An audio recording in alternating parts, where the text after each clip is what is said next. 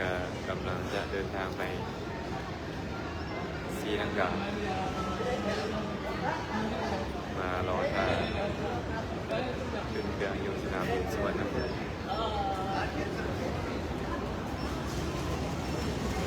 จะมาสนทนาธรรมจะน้อยหนึ่งก่อนที่จะได้ออกเดินทางผู้ว่าได้ยินเสียงเส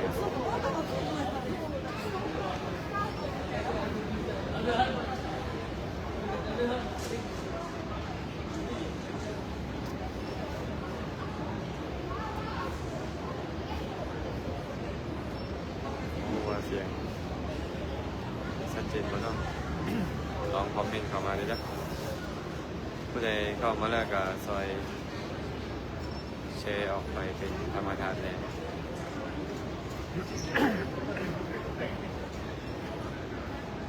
แล้วนิงบอกว่าได้ยินแจ้งเลยอาจารย์แล้วนิงแชร์ไปเป็นธรรมทานเด้อพอดีเมื่อนี้มารอถ่ายเป็นเครื่องเนาะเครื่องจะออกเวลา9 โมง 25 นาทีออกมาถ่ายตั้งแต่5-6 โมงก็เลยว่าน่าจะมีเวลาอยู่น้อยหนึ่งจะมาสนทนาปราศัยกับอย่างยงว่าได้มีคำถามอันใดก็คอมเมนต์เข้ามาเด้อมีคำถามอันใดเราพูดกับเพื่อนกับเพื่อนแตงโมนมัสการพระอาจารย์ของสองลูกสาวหากว่าเสียงมันมีเซลล์เนี่ยก็ขอให้เข้าใจว่าตอนนี้อยู่ที่สนามบินสุวรรณภูมิก็เลยมีเสียงได้จังเลยเนี่ย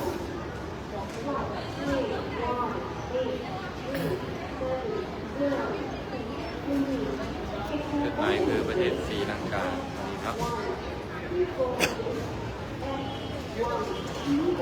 ได้เดินทางออกจากนครหลวงเวียงจันทร์ตั้งแต่เมื่อวานตอนแรกมาฮอด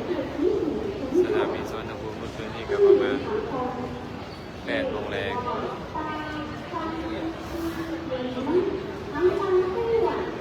ไปฮอดวันพักกับประมาณเกือบ10 โมงกลางคืนวันนี้หลังจากพักผ่อนแล้วก็ออกมารอท่าที่จะเดินทางมีครูบาอาจารย์เขาเดินทางกัน14 องค์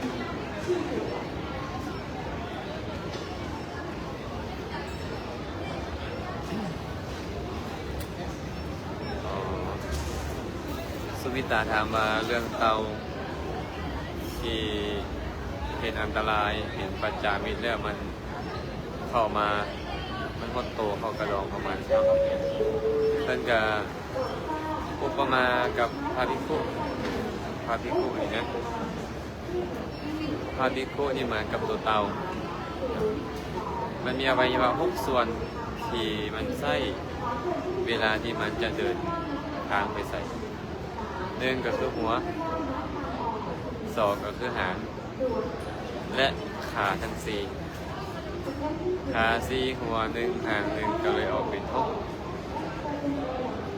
มันจึงจะสามารถดำเนินไปได้แต่ถ้าหากเวลาไม่เห็นมันเห็นปัจจาไม่เห็นศัตรูเห็นอันตรายแล้วมันก็จะพดเข้าในกระดองพอเมื่อเตาพดหัวพดหางพดขาเข้าในกระดองแล้วพวกศัตรูของมันก็บ่สามารถทำลายมันได้พระพุทธองค์ก็เลยอุปมาเหมือนกับพระภิกขุนี่แหละที่มีตาหูดังลิ้นกายใจมี6 อย่างที่ต้องใช้ในชีวิตประจำวันถ้าหากว่าพระภิกขุบ่สำรวมแล้วตาก็จะไปเห็นรูปที่น่าพอใจและบ่น่าพอใจอันเป็นเหตุให้มีอภิชฌาและโทมนัสเกิดขึ้นเป็นเหตุมีอกุศลทั้งหลาย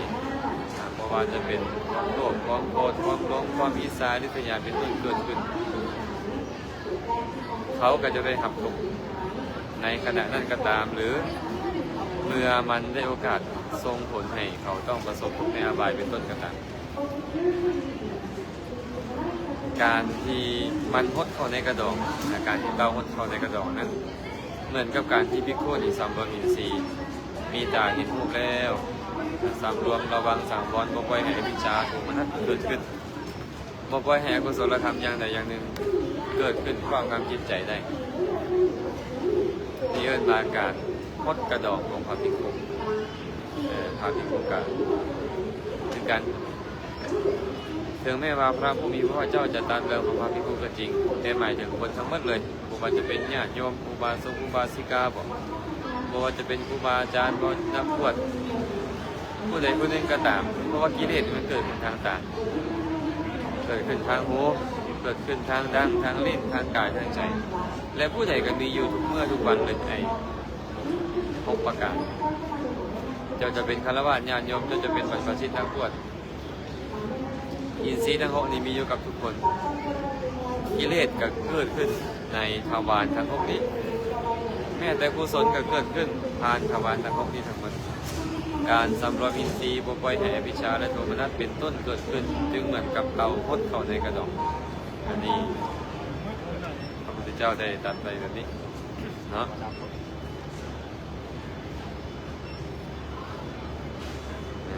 ผู้ใดมีคำถามอื่นกับคอมเมนต์เข้ามาเลยเด้อคอมเมนต์เข้ามาได้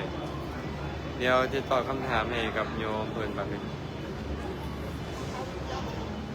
ขอถามพระอาจารย์แน่จำเป็นบ่เวลาไหว้พระสวดมนต์ต้องใต้ธูปใต้เทียนเพิ่นถามว่าเวลาไหว้พระสวดมนต์นี่จำเป็นบ่ที่เขาจะต้องใต้ธูปใต้เทียนบ่ใต้ธูปบ่ใต้เทียนได้บ่ก็ต้องถามขึ้นไปว่าใต้ธูปใต้เทียนเพื่อหยังเจ้าอยากให้แสงสว่างจำเป็นบ่ล่ะที่เจ้าต้องมีแสงสว่างถ้าเจ้าจำเป็นต้องมีแสงสว่างเจ้าก็ใต้ธูปหากเจ้าต้องการกลิ่นหอมจำเป็นบ่ล่ะที่เจ้าต้องการกลิ่นหอมเจ้าต้องการกลิ่นหอมเจ้าก็ใต้ก็บ่ได้หมายความว่าพวกเรา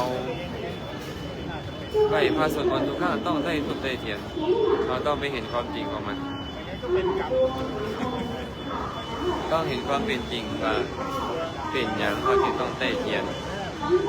เป็นอย่างเขาจึงต้องได้ธูปได้เทียนก็เพื่อให้มีแสงสว่างหากเจ้าอยากน้อมแสงเทียนนั่นบูชาพระพุทธเจ้าเจ้าก็จำเป็นต้องได้ใต้หากเจ้าอยากน้อมกินหอมของธูปนั่นบูชาคุณของพระสัมมาสัมพุทธเจ้าเจ้าก็จำเป็นต้องได้หากว่าเจ้าบ่มีเด้ไหว้พระสวดมนต์ได้บ่ไหว้พระสวดมนต์ก็เรื่องของการไหว้พระสวดมนต์การถวายธูปกินธูปหอมๆแสงเทียนสว่างสวัยนั่นก็เป็นเรื่องของการบูชาคุณของพระสัมมาสัมพุทธเจ้าคนละอ่านกันคนละอย่างกันเพราะนั้นอันนี้ก็ตอบให้ซ้ำนี้ก่อนนะเรื่องของนี้อย่างเดียวท่านใดมีคำถามก็ให้ถามเข้ามาได้เนาะ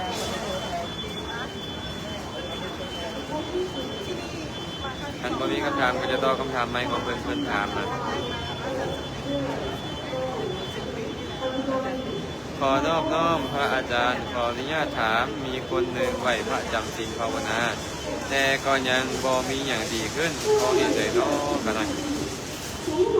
มีโยมมาถามว่าบางคนนี่นะไหวพระดีขนาดจำศีลดีขนาดแต่ก็ยังบ่มีอย่างดีขึ้นเพราะเหตุใดเนาะกันไอ้ความดีนี่เขาต้องจำกัดความของเขาว่าความดีจำกัดความของเขามาดีขึ้นให้ได้ดีแบบใดหรือหากเขาบอกว่าต้องกิจการงานดีขึ้นต้องสุขภาพดีขึ้นบอกหรือว่าต้องร่ำรวยขึ้นอันนี้ก็อาจจะบ่แม่นผลของการไหว้พระโดยตรงในขณะนั้นแต่ว่าผลของการไหว้พระสวดมนต์นี่นะการเจริญภาวนาเนี่ยคืออย่างไรสมาธิดีขึ้นกุศลเกิดขึ้นในใจหากเจ้าเจริญภาวนาดีจิตใจเจ้าจะดีงามเจ้าจะบ่ขี้โกรธ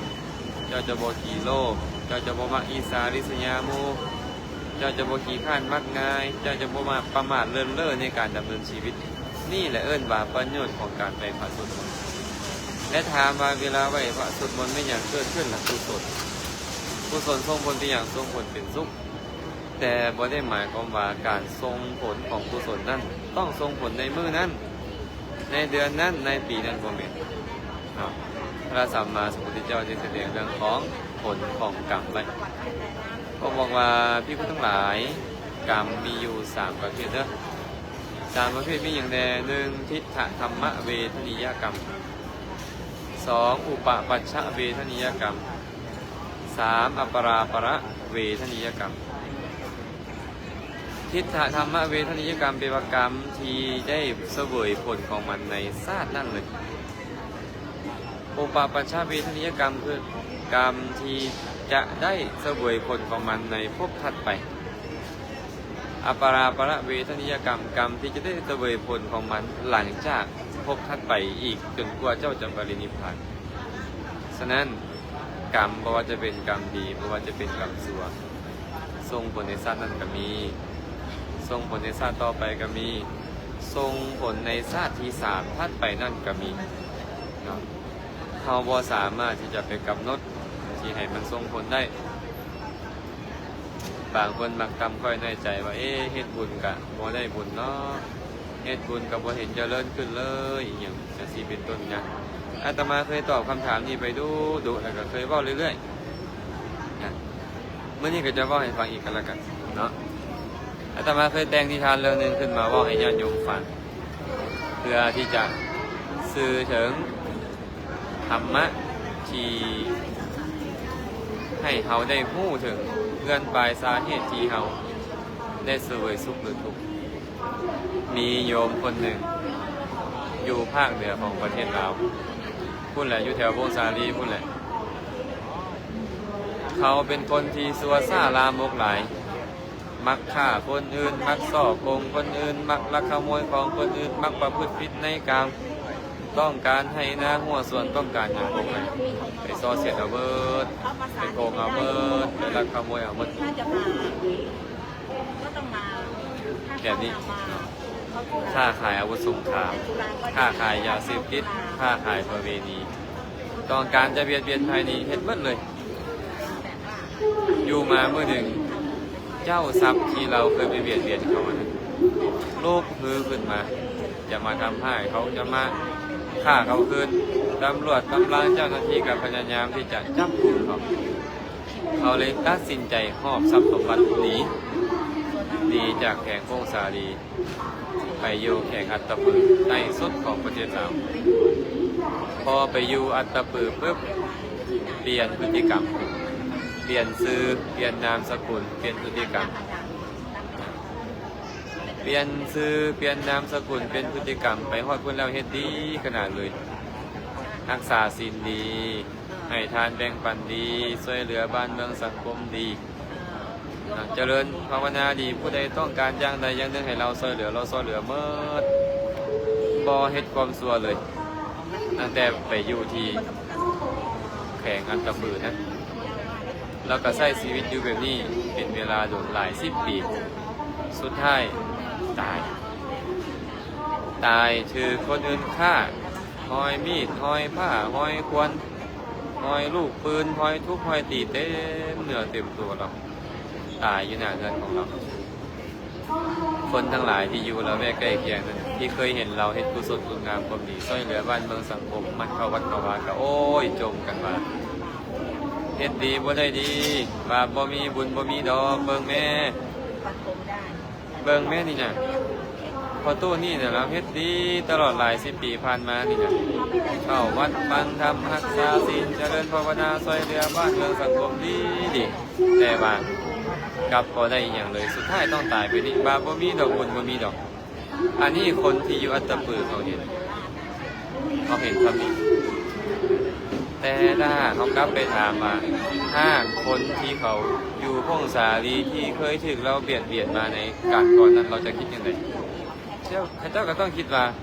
สมควรแล้วที่ตายนะสมควรแล้วที่ถึกทุบถึกตีถึกฆ่าถึกแกล้งตายคนตายได้โดนคนนี้สัตว์เขาจะว่าอย่างนั้นย้อนอย่างจึงเป็นแบบนั้นเพราะว่าเขาได้เห็นพฤติกรรมที่ซัวซ่าลามกของคนผู้นี้ตั้งแต่ตอนอยู่พงสาลีฉันใดก็ฉันนั้นชีวิตของพวกเขานี่นะเคยเกิดแก่เจ็บตายเกิดแก่เจ็บตาย แล้วเฮ็ดทางความดีเฮ็ดทางความชั่วในสังสารวัฏที่ยาวนานนี่นะเคยฆ่าคนก็เฮ็ดเคยลักทรัพย์ก็เฮ็ดเคยประพฤติผิดในกามเคยเว้าส่อเสียดเว้าคำหยาบคายเว้าเพ้อเจ้อเคยตัวต้มเขาและเคยเฮ็ดสิ่งที่บ่ดีมาลงหลายภายมาตายจากภพนั้นแล้วมาเกิดภพใหม่ถึงแม้ว่าเขาจะมาพยายามเฮ็ดความดีอยู่แต่ว่าความดีที่เขาเฮ็ดนี่นะมันยังบ่ทันได้โอกาสส่งผลความชั่วเก่ามันยังได้โอกาสส่งผลอยู่ก็เลยเป็นปัจจัยให้เขาต้องยังประสบผลอยู่ยังบ่ได้ถึงความเจริญซึ่งมันเป็นเรื่องธรรมดาเหมือนกับพ่อผู้นี่แหละตอนอยู่พงศาลีเฮ็ดบ่ดีตอนไปเยอะตะปือแล้วถึงเฮ็ดดีขนาดใดก็ตามแต่ความชั่วนะมันได้โอกาสมันก็เล่นงานเราเห็นที่เราต้องถึงฆ่าถึงแกงต้องล้มต้องตายไปอันนี้เป็นสัจธรรมความเป็นจริงผู้ใดเฮ็ดกรรมใดไว้เมื่อกรรมนั้นส่งผลเขาก็ต้องประสบทุกข์มาตัดทอต่อว่าปันได้มันก็คือเก่าฉะนั้นคำถามที่บอกว่ามีคนคนหนึ่งมักไปพระจำศีลภาวนาแต่ก็ยังบ่มีอย่างดีขึ้นย้อนเหตุใดก็ต้องบอกว่าเขาภาวนาใจเขาดีแล้วกุศลเกิดขึ้นในใจเขาแล้วสมาธิเกิดขึ้นในใจของเขาแล้วแต่ว่าบาปเก่าที่เขาเคยเฮ็ดไว้มันก็ยังตามส่งผลอยู่เมื่อมันยังตามส่งผลอยู่เขาก็ยังต้องประสบผลแต่เมื่อใดก็ตามคุณของการไปพระสวดมนต์เจริญภาวนาเขาได้โอกาสส่งผลเขาก็จะประสบความสุขกันฉะนั้นเนาะไก่พวกเราพยายามเมียนต่อเด้ออย่าท้อแท้ท้อถอยในการที่กุศลงานความดีมันอาจจะยังประสบผลตอนนี้แต่มือใดมือนึงมันได้โอกาสส่งผลเราต้องประสบสุขกันย้อนเราพวกเราเห็นผลมาน้อยเราเห็นผลว่ามีกำลังเราบ่ได้เห็นผลเนืองๆเวลาเรามาเกิดในชาตินี้ถึงเราจะเฮ็ดดีบัดใดก็ตามมันก็ยังบ่ได้โอกาสในการส่งผลเรามีการก็ให้ฟังแบบนี้ว่าปกติของการดำเนินชีวิตของคนเรายามอกุศลส่งผลก็ต้องประสบทุกข์ยามกุศลส่งผลก็ได้ประสบสุขไป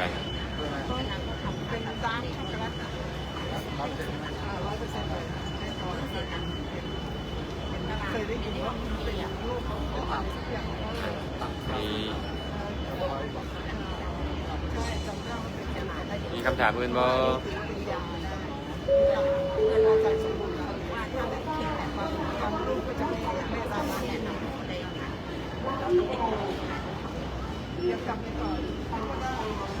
อาจารย์อนุเคราะห์ข้าน้อยเนี่ยข้าน้อยมีคำถามเวลาข้าน้อยไปพระสวดมนต์และจิตใจบ่สงบในขณะนั้นข้าน้อยกะพยายามผู้อยู่กับปัจจุบันและดึงสติกลับมามักคิดฟุ้งซ่านเวลาไหว้พระสวดมนต์ต้องเฮ็ดแนวใดจิตใจจึงจะสงบข้าน้อยไอ้คำว่าจิตใจสงบหรือบ่สงบนะ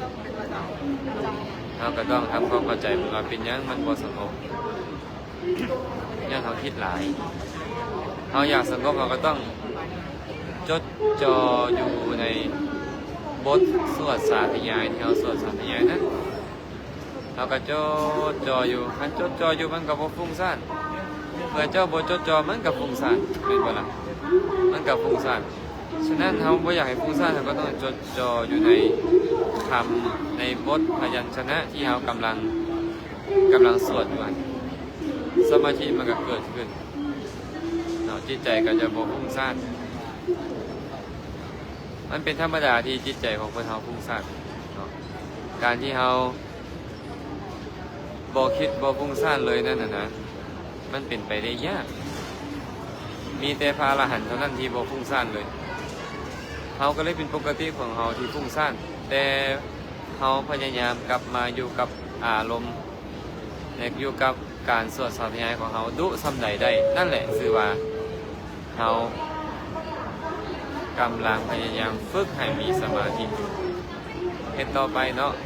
สวดมนต์สาธยายตอนใดหากว่ามันฟ ฟุ้งซ่านไปกับพยายามกลับมาอยู่กับบทสวดสาธยายนเรื่อยๆเห็นแบบนี้แหละถึงแล้วแหละเนาะบ่แม่นว่านางปากกระเว้าไปสวดไปได้ใจคิดถึงเรื่องนี้เรื่องนั่นเรื่องลูกเรื่องเต้าเรื่องมูเรื่องคูเรื่องพักเรื่องพวกเรื่องเบี้ยงานการสร้างอยู่กันแน่นอนแล้วมันก็ฟุ้งซ่านมันก็ฟุ้งซ่านเป็นธรรมดาเด้อบ่แม่นแต่ไม่ออกได้ครูบาอาจารย์ก็ตามผู้ใดผู้หนึ่งก็ตามก็เป็นคือกันบางครั้งบางคราวก็อากาศร้อนเกินไปอากาศหนาวเกินไปหรือว่าอารมณ์หลายๆอย่ามากระทบแล้วเราไปสวดมนต์สาธยายมันก็เลยคิดนำแต่เรื่องที่เราได้รับรู้มานะมันก็ยังเป็นปัจจัยให้สมาธิมันบ่ค่อยตั้งมั่น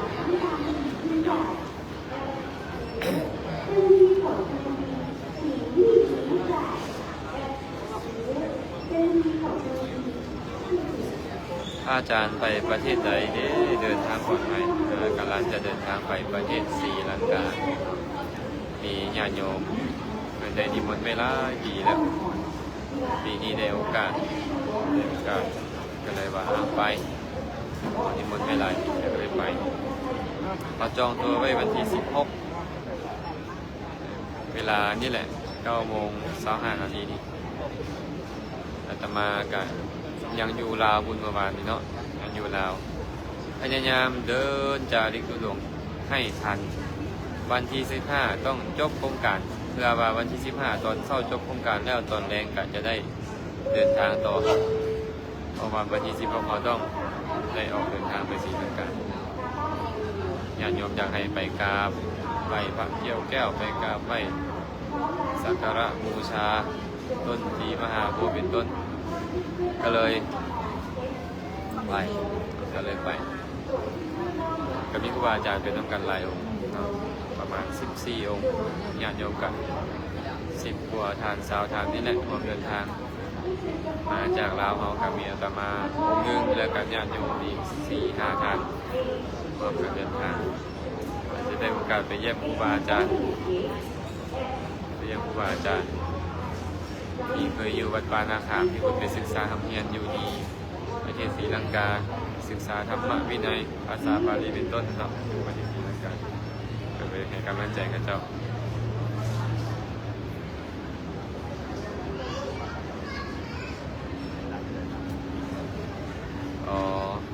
เป็นถามมาว่าขอกล้าถามขอพระอาจารย์ช่วยอธิบายตอนนั่งสมาธิจิตที่เข้าฌานและจิตที่ลงภวังค์ตอนนั่งสมาธิแตกต่างกันอย่างไรก็ได้จิตลงภวังค์ก็คือหลับแล้วบ่ฮู้อย่างเลยอันนี้เอิ้นว่าลงภวังค์คำว่าลงภวังค์ก็คือหลับนั่นเองหลับบ่ฮู้เรื่องส่วนการที่บุคคลเข้าฌานก็คือตื่นอยู่ในอารมณ์ที่ตัวเองรับรู้อยู่นั้นจะบ่ไปรับรู้อารมณ์อื่นในภายนอกฉะนั้นการเข้าฌานกับการลงภวังค์จึงต่างกันโดยสิ้นเชิงเลยว่าโดยเรื่องจิตตอนลงภวังค์เป็นอัพยากตจิตตอนเข้าฌานของพระเสขะการเข้าฌานของปุถุชนเป็นกุศล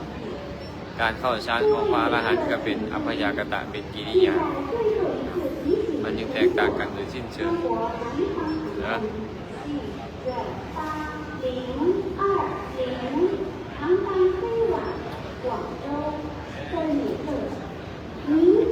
การนมัสการพระอาจารย์อยู่ใส่แล้วกันหน่อยอยู่สนามบินสุวรรณภูมิ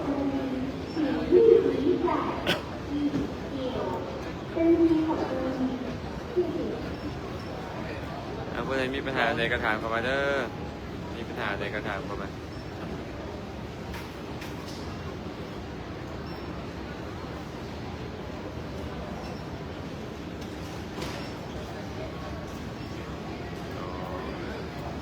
นมัสการพระอาจารย์กันหน่อยขอถามในบทสวดอนิจจาแปลว่าแนวใดก็ให้พระอาจารย์อธิบายให้ฟังได้บทสวดอนิจจาเป็นหมายถึงบทสวดที่พวกเรา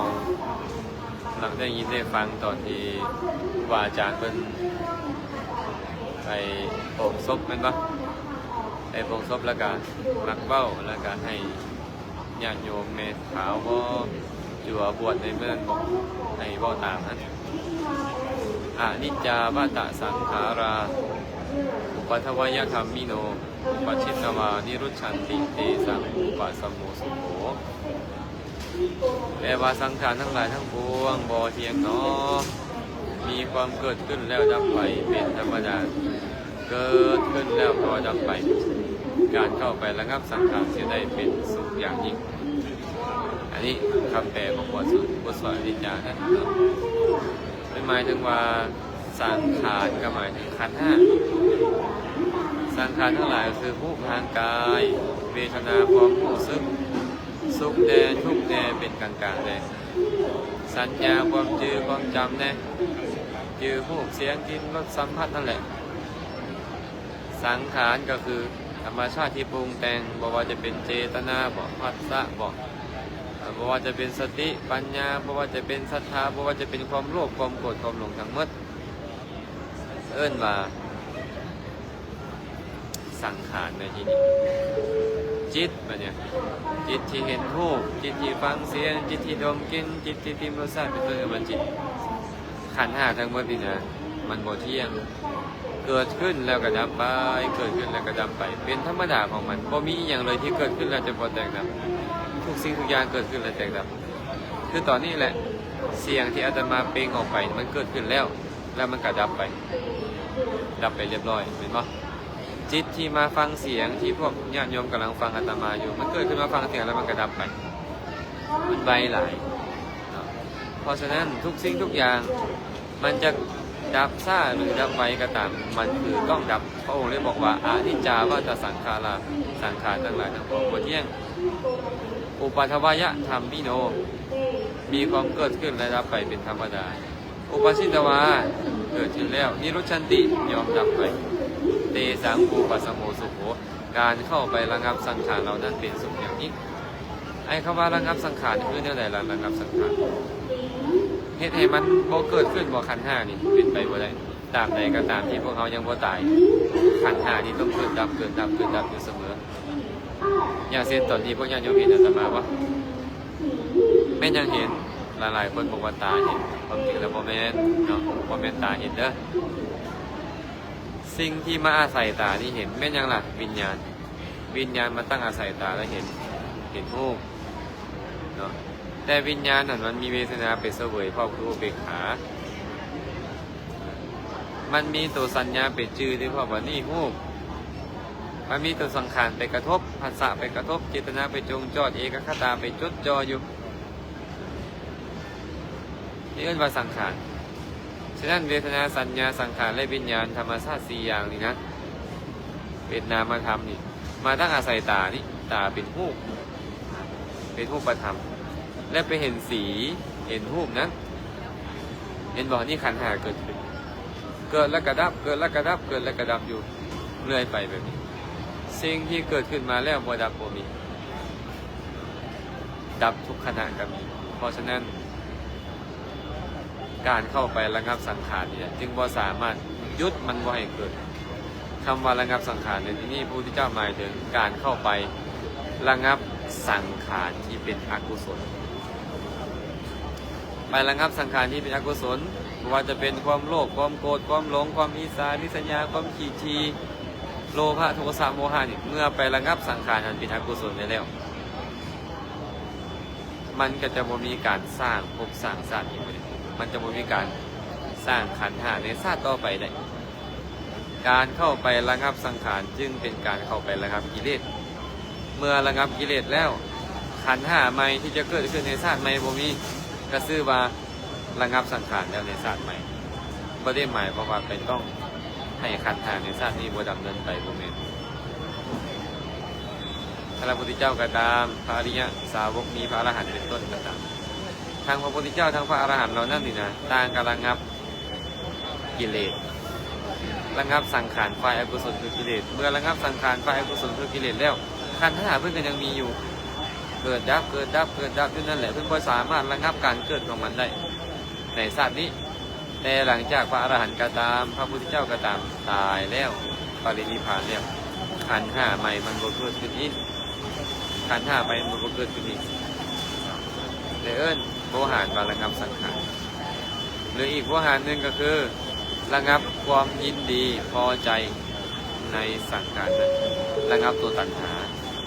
หามันยินดีในรูปร่างกายยินดีในเวทนายินดีในสัญญายินดีในสังขารยินดีในวิญญาณไประงับตัณหาตัวนั้นเมื่อระงับตัณหาตัวนั้นเสียแล้วขันธ์ห้าใหม่ในชาติต่อไปก็บ่เกิดขึ้นเลยได้โวหารว่าการเข้าไประงับสังขารเป็นทุกอย่างยิ่งนั้นอย่างไรยังมีความเกิดพอเกิดขึ้นแล้วมันนำความทุกข์มาเกิดขึ้นแล้วมันก็นำความแก่ความเจ็บความตายความโศกเศร้าเสียใจมีรายละพันมามันนำความพัดพากจากกองทัพมองแงนมามันนำสิ่งที่บ่น่าพบพ่อมาหาเฮามาเฮ็ดให้เฮาผิดหวังสับสนนี่เนาะฉะนั้นการระงับสังขารเป็นสุขอย่างยิ่งเพราะเป็นเหตุให้บ่มีการเกิดขึ้นของสังขารในสัตว์ใหม่เมื่อสังขารบ่เกิดขึ้นชื่อว่าระงับไปนี่แหละเอิ้นว่าเป็นสุขอย่างยิ่งเอาละเนาะเนื่องจากว่าเสียงดังพูดคงจะบ่เหมาะปานใดแต่ว่าก็บ่อยากให้คาดการฟังธรรมอาตมาก็ได้เทศซุมื้อนี้ก็บ่คันได้เว้าอีหยังตั้งแต่เช้ามาการจะบ่เทศเลยก็มันน่าจะบ่เหมาะสำหรับอาตมาผู้ปรารถนามาเทศท่านมื้อนี้ก็คงจะพอสมควรแล้วเนาะเอาละขออนุโมทนาบุญนำทุกคนทุกท่านที่เข้ามาฟังเข้ามากดไลค์กดแชร์บุญกุศลใดที่เกิดขึ้นในจิตในใจของทุกคนทุกท่านอาตมาภาพขออนุโมทนาบุญนำอาตมาภาพได้กล่าวล่วงเกินได้เว้าอีหยังพลาดพลั้งไปกระทบกระทั่งจิตใจท่านผู้ใดผู้หนึ่งก็ขอเข้ามาลาตุมาณที่นี้บุญกุศลใดที่อาตมาภาพได้เฮ็ดดีแล้วก็ขอให้ทุกคนทุกท่านจงมีส่วนร่วมในบุญนี้ขอให้สรรพสัตว์ทั้งหลายจงมีส่วนร่วมในบุญนี้ขอให้สรรพสัตว์ทั้งหลายจงเป็นผู้มีความสุขโดยทั่วกันขอให้กุศลผลบุญทั้งหมดจงสะท้อนย้อนกลับมาให้ทุกคนทุกท่านจงได้ประสบพบเจอแต่ความสุขปราศจากทุกข์ทั้งปวงท้ายที่สุดแล้วขอให้ท่านทั้งหลายจงได้บรรลุถึงมรรคผลนิพพานในอนาคตการอันไกลนี้โดยทั่วกันทุกท่านทุกคนเถิด